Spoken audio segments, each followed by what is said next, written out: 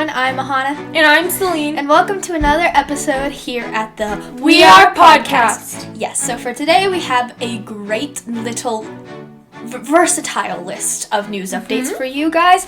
And let's start it off. The first one is about a man who kidnaps a young 4-year-old child and has a creepy doll obsession. Okay, that sounds like a horror movie. It is a horror movie, practically. Yeah. Okay, so this 4-year-old girl, her name was Cleo Smith. And she and her family were on a camping trip, okay? So she and her family are just casually camping, and then her mom goes and she's gone. Like, she and her sleeping bag are gone when her mom goes to look for her. So that's sketch. So, right? Super and sketch. She was now found alive and well after she was missing for 18 days. This happened in Western Australia, by the way. And the man who kidnapped her was Terry Kelly. Okay. So, the man was charged with many offenses, including one count of forcibly taking a child under 16.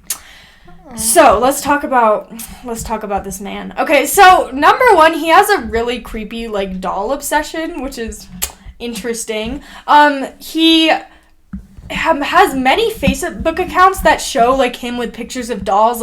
He showed pictures of girls' toys in his room and him driving around with them even. He said, quote, "I love my dolls. I love taking my dolls for drives around and doing their hair and taking selfies in public." Okay, how old is he again? He's, I think, let me go back. Let me check. I don't know, but I think he's definitely in his 30s or something, I believe.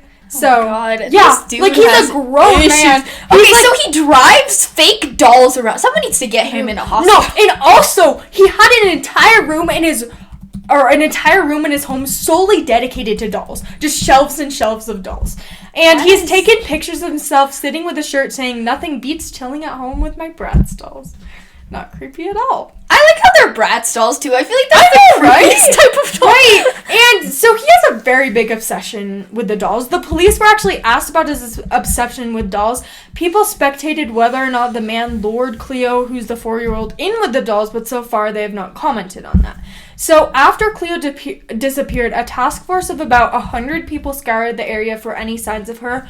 And there were some red cards that that kind of led to this. Kelly started buying diapers even though he had no children, but so far police have not released a lot of information about why he was a suspect or how they found out. But you want to know the funny thing? The house, okay, so they found her sitting in a room in a house playing with toys, and the house she was sitting in, who was Terry Kelly's house, was less than a 10-minute drive from her own house. Really I feel weird. like he might have been stalking her. And he might have an obsession with young children if he's obsessed with dolls too. Because little girls, I feel like really creepy. Because dolls are little girls, so pretty much, yeah. Do they know what he did to her? Did he just keep her? Yeah, I don't know. I think we're not sure exactly how it went down, but yeah. And she wasn't harmed at all, which is really weird to me because I feel like most people who kidnap kids harm them. He just kept her. And he definitely has mental issues. He was actually sent to the hospital twice for self-harm, which has delayed the case. But so he definitely has issues clearly. Yeah. So this man that is just a little needs to go get some help, Someone needs to get him help. Yes, please. Yes. Anyways. So we hope Cleo is doing well, and we hope her family is doing well as well. And I'm sure her family is super relieved, I would be. I mean, I would be a little scarred, obviously. Yeah, because, imagine just being, taken in your sleeping bag, when you're camping, and then... Right, and I feel bad for the little girl. I wonder what was going through her mind. I wonder what she was thinking, because she's 4 years old, which is so young that you don't even know what's going on. So, she must be who this dude? Who is this? I don't have any siblings. You ain't my brother. Girl, what you doing? Okay, yeah. So, on to our next update. So, this has been something that many of people who are just interested in sports in general have been following, especially my baseball fans out there. So, the Atlanta Braves, which is a baseball team, finished off the Houston Astros, which are another really, really good baseball team, for the World Series championship since 1995. So they won their first World Series championship in 1995. It's been 25 years, which is a lot of time. That's really cool. That's really good, and a lot of people are super happy. I mean, they've worked really hard this year, and it's like the Astros, they're a really good team. I feel like they've been on the top for a while now, so that's a big accomplishment, and everyone's just freaking out about it. Because a lot of people, I think, just predicted that the Astros would win. I don't know much about baseball personally, but I do know a little bit. I know a little bit. I know enough to kind of get me through a game. But basically, how it happened was that Dansby Swanson, which is a member of their team, fielded out the final of the 2021 World Series, which was a chopper, which is like the type of hit from Yuli Gurriel, and won, I guess. So, fielded, when I say that he fielded out the final, meaning that he, like, defended it by throwing it back to the pitcher, or, like, sorry, not the pitcher, like, the person at the base, you know how that works. Yeah. Sure. Yeah, because you have to get the ball that they hit, and then you have to throw it back to the base, and then if they tag guys, I played baseball for like 10 years of my life. No, I'm kidding. I actually know nothing about it. So, they actually won in a 7-0 victory over the Houston Astros, and they really kind of just, like, ravaged them.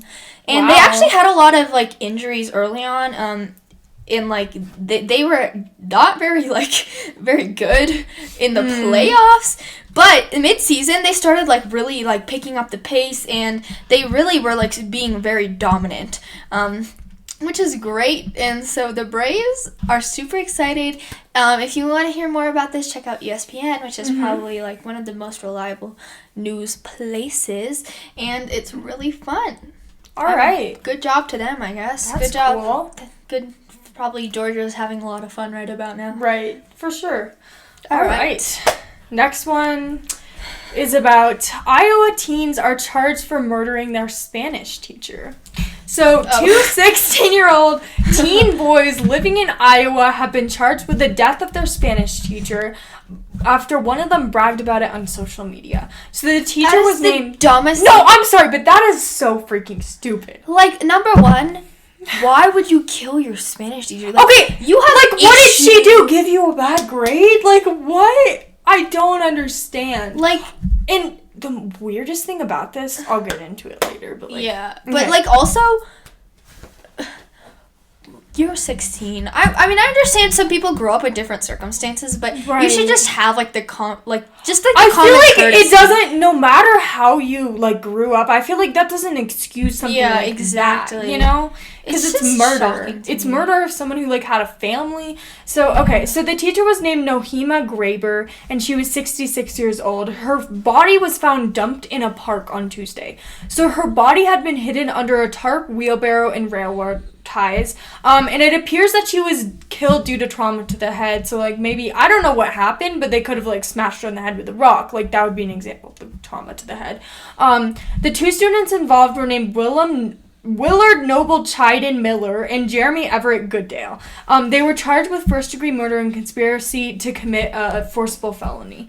So they've been charged as adults. So basically that means, like, they can go to jail instead of... Isn't it, like, you go to juvie if you're below 18, right? Yes. So, like, even though they're 16, they're being charged as if they were adults. Yeah, in a lot of, like, extreme cases like this, a lot of people are charged as adults. Yeah.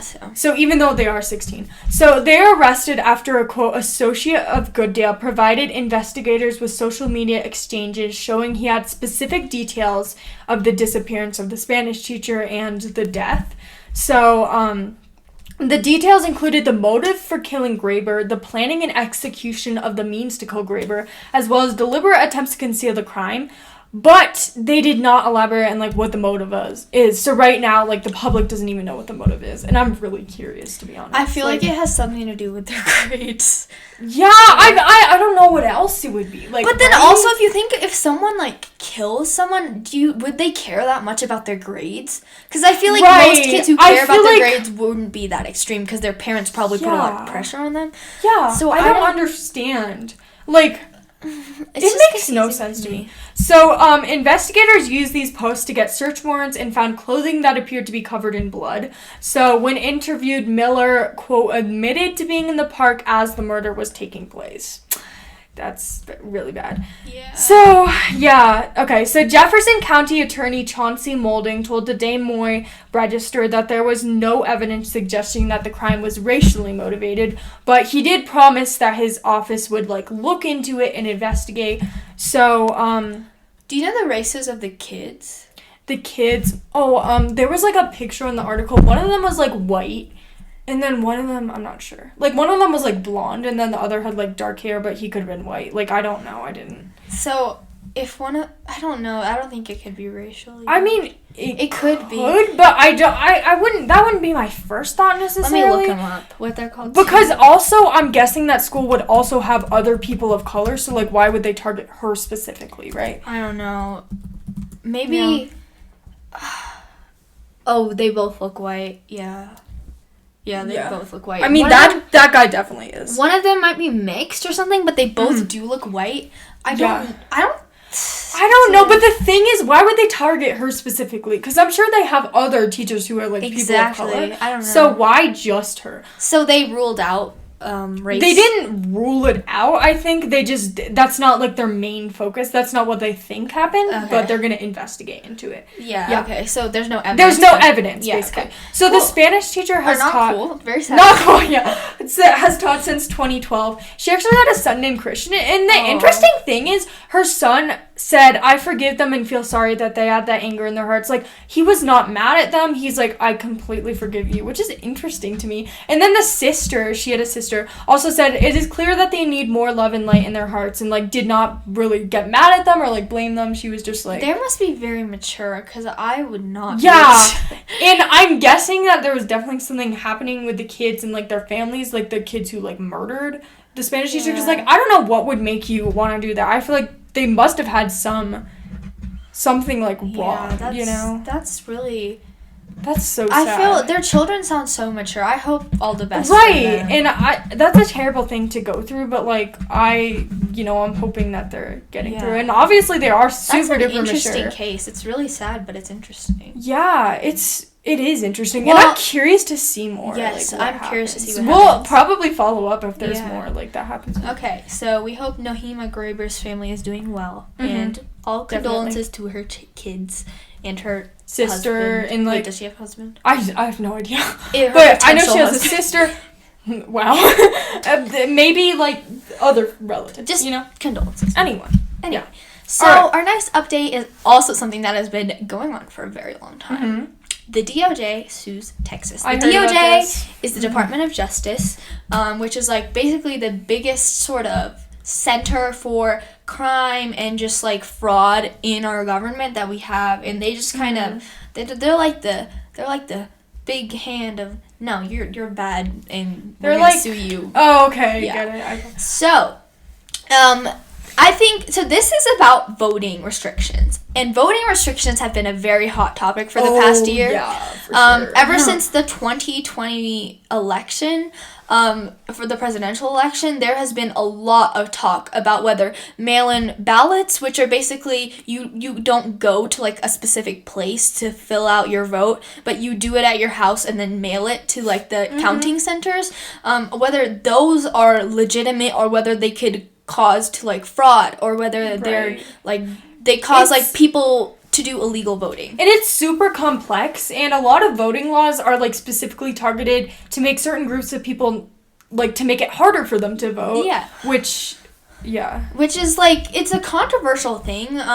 There's been several restrictions in, like, Georgia, I believe, was one of them, where they will, like, you can't sell water at certain poll areas, which a lot of Democrats find very angering, because they're like, older people won't be able to vote because a lot of them feel like heat. That's restricting people, and there's an obvious motive there to make it harder for people, certain types of people, to vote. Yeah, and it's not even, like, a lot of Republicans don't support this as well, even though it is typically Republican-supported, like, rules to restrict voting, because it has been there's been many statistics on how Democrats typically vote more by mail than Republicans vote by mail, so they're trying to, like, restrict that. So it's a really big it's a very big debate. Yeah. But in Texas, the Texas Senate Bill 1 was signed into law by Governor Greg Abbott in September. And it basically says that it makes tougher to cast mail-in ballots by preventing officials from sending mail-in ballot applications and through, like, absentee ballots, which are, like, basically people who, like, can't really... It's the same thing, practically. So absentee ballots are like a ballot completed and typically mailed in advance of an election by a voter who is unable to be present at the polls, which is similar to mail-in voting because they both mail it in, but absentee ballots are just people that can't come to the polls.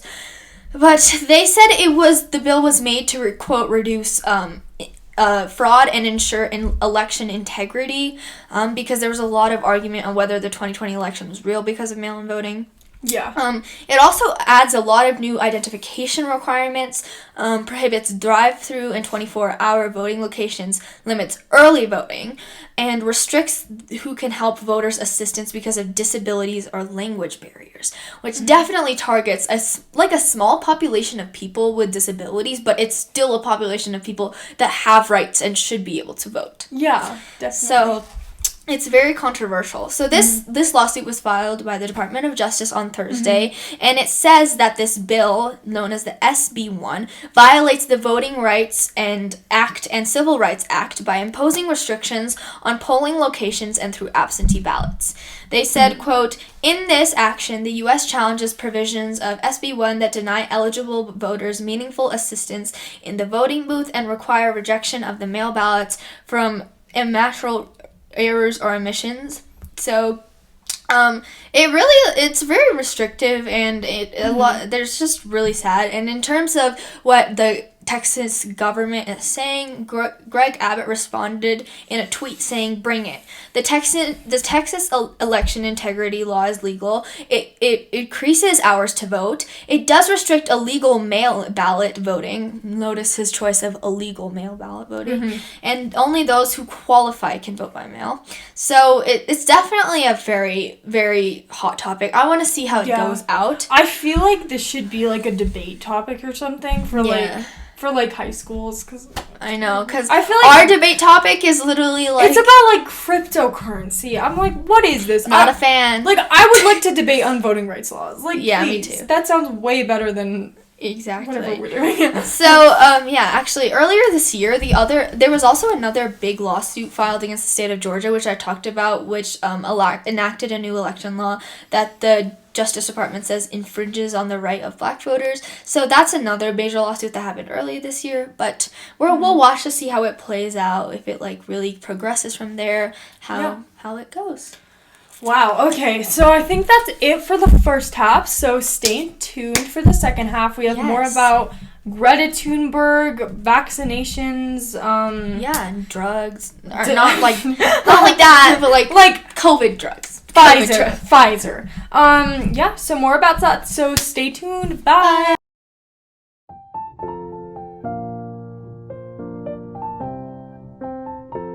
Hey, welcome everyone! back from the break. Welcome. So, this second half, let's get into it. Yeah, okay. Let's just dive right in. Let's just get into it. You know, let's Greta into it. Let's Greta into it. That was so funny. It really wasn't. It was. Okay, let's Greta into it, guys. Okay, so who is Greta Thunberg? You may be asking yourself. Sorry. Who is Greta Thunberg? You audience out there asking yourself. You probably know who she is. She is an 18-year-old climate activist, and on Friday she called the climate summit a, quote, failure and criticized world leaders. I mean, because I think you were talking about this last time when we were talking about the G20 summit. They didn't come to like not everyone agreed to reach the net zero deal. So, but actually, I'm gonna talk about like what they did agree on. Yeah. Okay. And then so let's talk about the G20 summit. Like, what did they agree on? What is the G20 summit? Okay, so the G20 summit is like a meeting of world leaders to basically discuss issues like climate change or like crises like coronavirus or something. It's basically like a way for them to have a chat about some big issues, like a very important school chat. Board meeting of like but like national leaders and way more important. Yeah, like on a global scale. Right, exactly. Okay. So let's talk about what they came up with from the G20 summit. So number one, there has been a global effort to slow down and halt deforestation. Over 100 countries that represented 85% of the world's forests pledged to halt and reverse deforestation before 2030. That's pretty good. But I think it's also hard to get like everyone to agree to all of these, and I think that's one of the main reasons why we're not taking more action is because not everyone can always agree, so then we can't pass stuff, right? So, okay.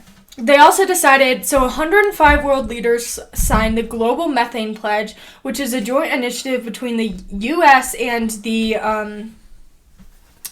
U.S. and EU, which is aimed to cut methane emissions by 30% in 2030. And then the U.S., UK, Germany, France, and the EU said that they would dedicate $8.5 billion to help South Africa in its goal of decarbonizing its energy system, which at the moment relies heavily on coal. And by the way, the EU is the European Union. Right, yeah. So the UK said that at least 23 new countries joined a commitment to halt the use of coal power by phasing it out and not investing in it. So this brings up the number of countries signed into that agreement to 190. 25 countries joined an effort with a mission to end financing of oil, gas, and coal projects by the end of 2022. And India pledged to cut its carbon emissions to net zero by 2070. So net zero carbon emissions means creating a balance in the atmosphere between the amount of greenhouse gases produced and the amount taken out of the atmosphere. Okay. So India also pledged to increase its use of renewable energy to 450 gigawatts to 500 gigawatts. So that's not all of it, but those are like the main things that they came to agreement on.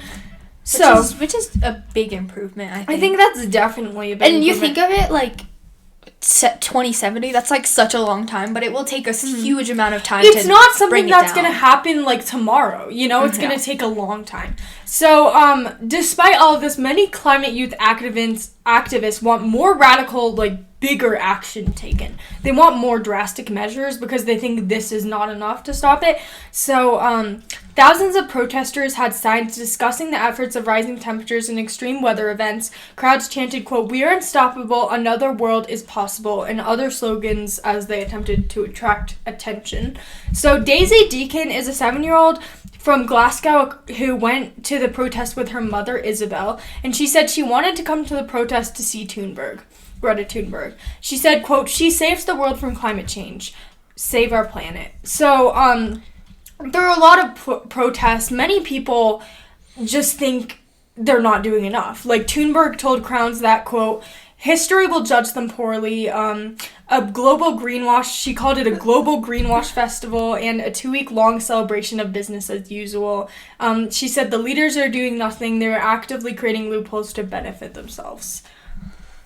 Okay, yeah. Yeah. So that was pretty loaded, but good. Mm-hmm. All right. So the next thing I think has also been something that's been on the news for quite a bit. So there has been a midterm, I think it's like called like a Gungar national election. What the heck? Like, oh wait, I heard of that. What? Wait. Oh, like, no, I know what you're talking about. It's like generation or like. Yeah, I forgot. I literally memorized it. I know what you're talking about. Gubernatorial. Yes. Gubernatorial. Yeah, gubernatorial. Yeah. Gubernatorial. Okay. So there was a gubernatorial election in Virginia and New Jersey, and they do their gubernatorial elections kind of different from like at a different time from other people. Wait, so gubernatorial elections, correct me if I'm wrong, but aren't they for like if you're running for like wait, I forgot. It's for governor. Governor. Yes. Okay. So it's like presidential is for president, gubernatorial, which is I don't know why they didn't do like governmental or something. I don't know. Yeah. They did like gubernatorial for some reason. So that's whenever someone says something's gubernatorial, that's anything pertaining to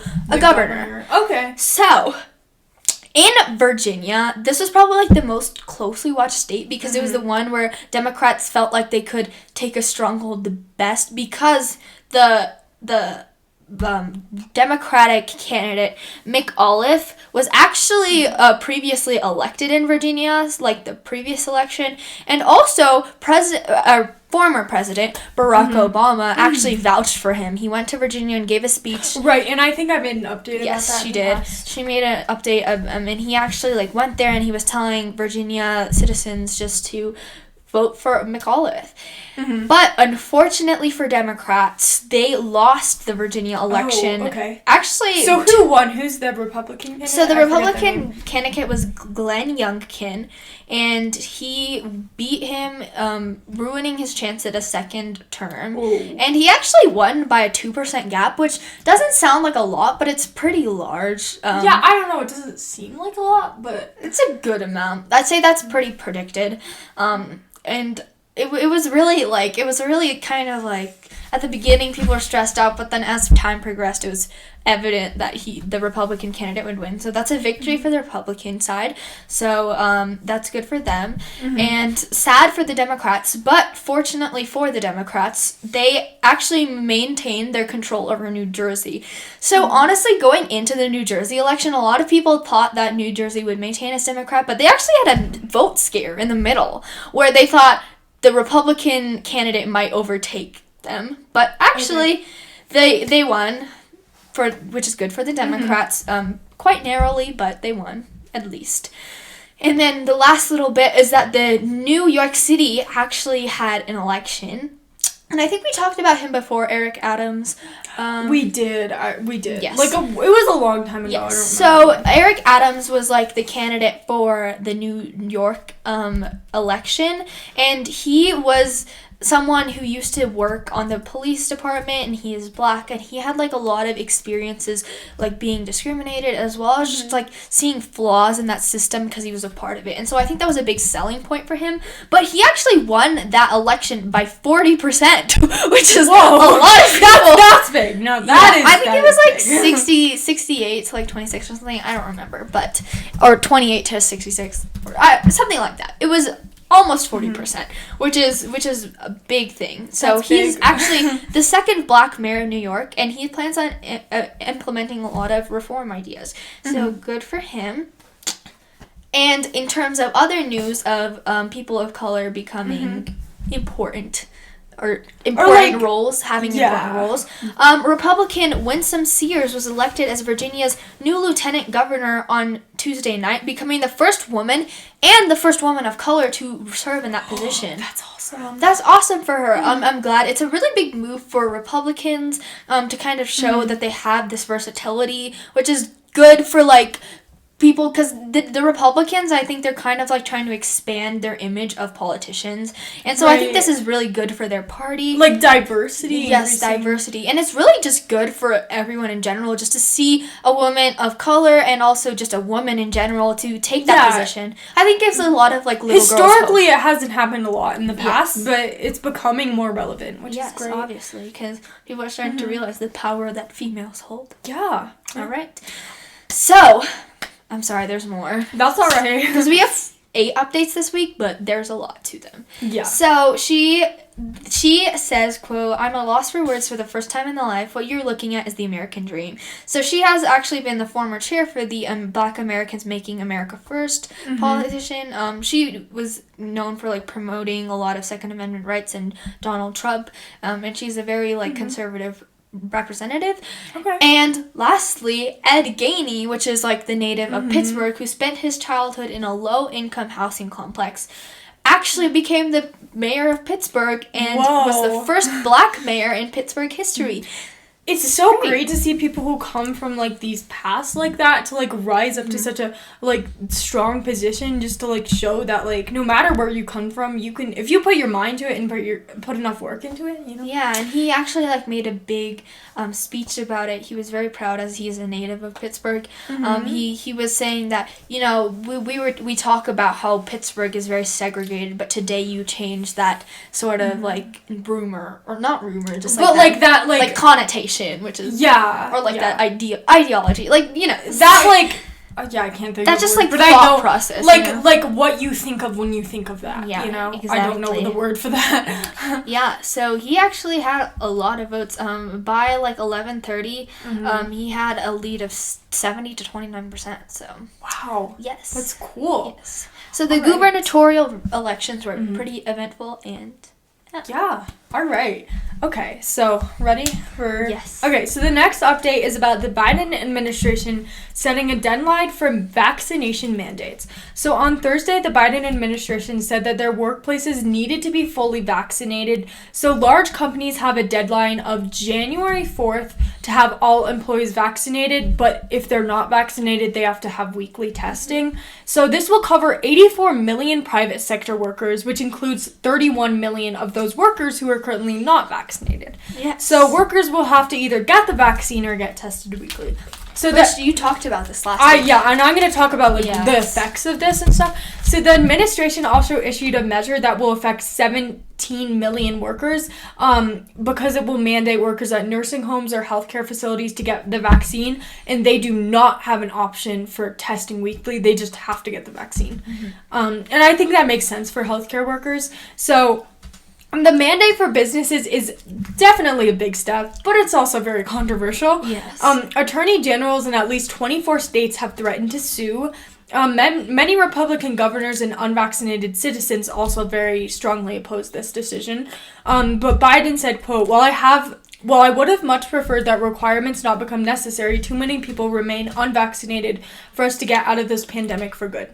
So this rule on top of this means that companies have to give workers paid time off or sick leave for like side effects. So honestly, that sounds great to me. Just get the vaccine and you can take a day off. Like honestly, like even if you don't have side effects, and you they have to pay you. Literally, I would do that. Like even if I wasn't sick, I'd I'm sick. Unless I remember that really... scene from what? I think it's from like, oh my God, Mean Girls, right? I don't remember that. I watched Mean Girls a while ago, but I don't remember that. Yes, I love that scene. Yeah, it's the one where they're on the phone. I can't get out. I'm sick. I'm sick. I mean, they have the phone. They have to pay you, so let's be sorry, real. I got off topic. That's okay. Mean Girls, guys. So this does not apply to remote or outdoor workers, but some companies that don't currently have vaccination requirements are like large companies like Walmart, for example, which is a huge one. Yeah. But like, so how... It's obviously hard to tell if someone's vaccinated, but what they're going to do is, like, use vaccination cards or proof from a medical provider, or workers can also give a signed note pledging that they are vaccinated. Yeah. So, the occupational... I feel like a lot of people will forge it. Probably, to be honest, but... I think the reason that a lot of big companies, like, avoid it is because they have so many, employees. There's no way to tell if they're telling the truth. And also, like, I feel like they're trying to avoid controversy because a lot of their employees... Because if you have so many employees, you're going to have a lot of different opinions. Yeah, and I talked about this last time. Many people are going to be relieved because they don't have to be the one to mandate it for their own business. So, like, hey, you can blame it on, like, the federal level. That's why they haven't done it yet. So. Yeah. So, the Occupational Health and Safety Administration will allow exceptions for either medical or religious reasons. They estimate that about 1% of people don't like get the vaccine for medical reasons and 4% don't get it for religious reasons. So employers are not required to pay for or provide tests for their employees, which is a huge reason why I think a lot of employees are gonna get vaccinated because tests are expensive. So if they have to buy them with their own money weekly because they're not provided for them, then that'll be like a bigger incentive to actually get vaccinated. Yeah. So yeah, so actually companies that do not follow this rule can be fined. A penalty for this is usually $13,653 for every serious violation, but it can get up to 10 times as much. Oh, wow. So, Florida is very mad about this. Florida's expected to sue the Biden administration. Governor of Florida, who is Ron DeSantis, we've talked about him before, said he vowed to fight this mandate, and just hours after the mandate was announced, he and State Attorney General Ashley Moody said they had plans for a lawsuit. Several large businesses are also very unhappy. The Retail Industry Leaders Association called the vaccination mandate, quote, insufficient, and said that it was unnecessary and unhelpful. So Cole Stevenson is a 13-year-old man who works at the Ford Rogue I think, truck plant in Dearborn, and he said he's still uncomfortable with the vaccine. He's very against it. He said, quote, "It's pretty disgusting how much the government thinks they can be involved in people's life. If the whole thing is sort of cooling down and cases are lowering, then buzz off, don't force it on people." Okay. So let's talk about unemployment super quickly. So as I talked about in the past update, 72% of people said they would quit if their employer mandated vaccines and didn't offer a weekly testing option, and 37% said they would quit if they were forced to get vaccinated or tested weekly. So, Okay. Probably not that many people are going to follow through with it, but this could take a toll with, like, unemployment and on the economy. So we'll see what happens with We'll that. see what happens. All right. Because less people we have working, economy, less money. That's bad. Bad for our money system. Yeah, unemployment is not good for the economy. Yeah. If We'll make an episode about that eventually, but Yeah. All right. last update also to do with COVID. So I don't know if it was last week, one of the previous news updates, I talked about how this company named Merck had an antiviral pill that was said to decrease hospitalization by half if you took it, and it was a lot cheaper than the monoclonal antibodies, which is like another treatment for COVID after you have it. So Pfizer, which I talked about last time, they were developing their pill, but now they're giving out data that says that with their new pill, once you contract COVID, taking it could cut hospitalization risk by 89%. Whoa! Which is a lot. Huge. Again, they could be having a smaller group of people, so we don't know if it's 100% could not be entirely accurate, but give or take like a couple percent, but still, that range is like really that's good. Pretty big. That's pretty especially for people. awesome. Yeah, that's really good. Especially for people who are immunocompromised and can't get vaccinated, or just are immunocompromised and vaccinated and somehow contract the virus. It is important to like have these sort of things that people can have an option to take. So it also said that they tested this drug with like high risk health groups. So that's good. So the oral medicine is called Paxlovid, which is kind of funny. Paxlovid. Like, it rhymes with COVID. Yeah, I don't know. Yeah, that was my first thought. But it is similar to, like, the Merck's new pill. And by the way, the Merck's pill, which is, like, the other antiviral pill that kind of does the same thing, but it's less effective, per se. We don't really know. They just... Because we haven't, like, actually tested it in a larger population. But basically... that pill was approved in the UK on Thursday. So they're hoping that the Pfizer pill will be approved there as well. So how antivirals work is they basically, like, instead of, like, killing the virus, they kind of restrict its ability to reproduce. So it can't continue harming you.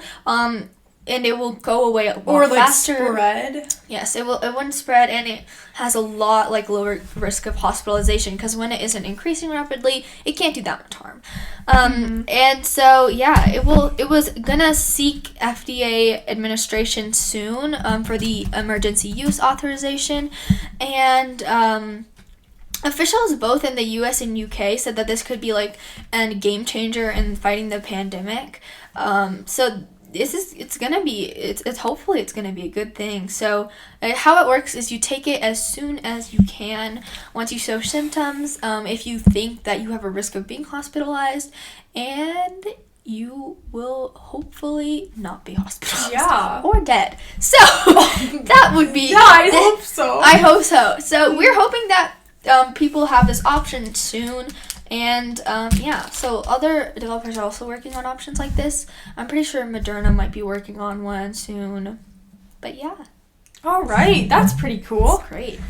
All right. So, is that it? Yes. Any good news? Fun news. I'm checking CNN.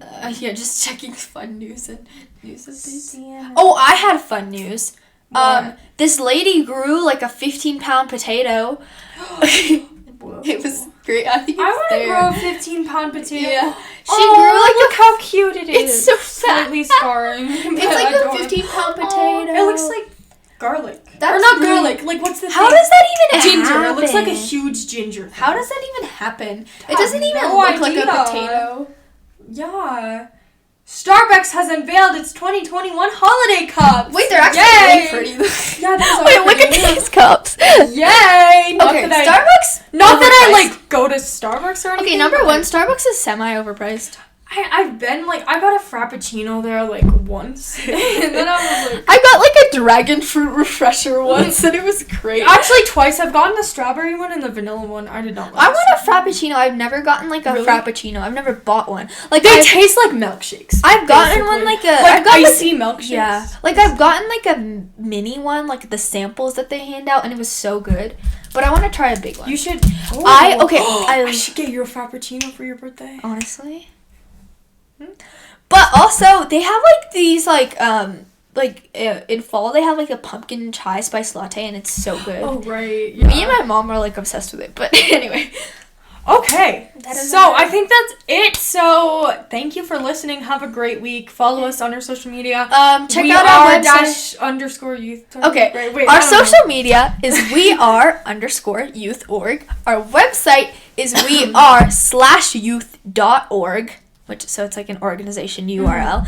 And all of our other socials will also be like, if you forget our @, they're in the bio. Email us for any suggestions. Follow us. Let us know. Check out our website. It has a lot of information. That's so good. And thanks. Have a great week. Have a great week and continue watching. Bye.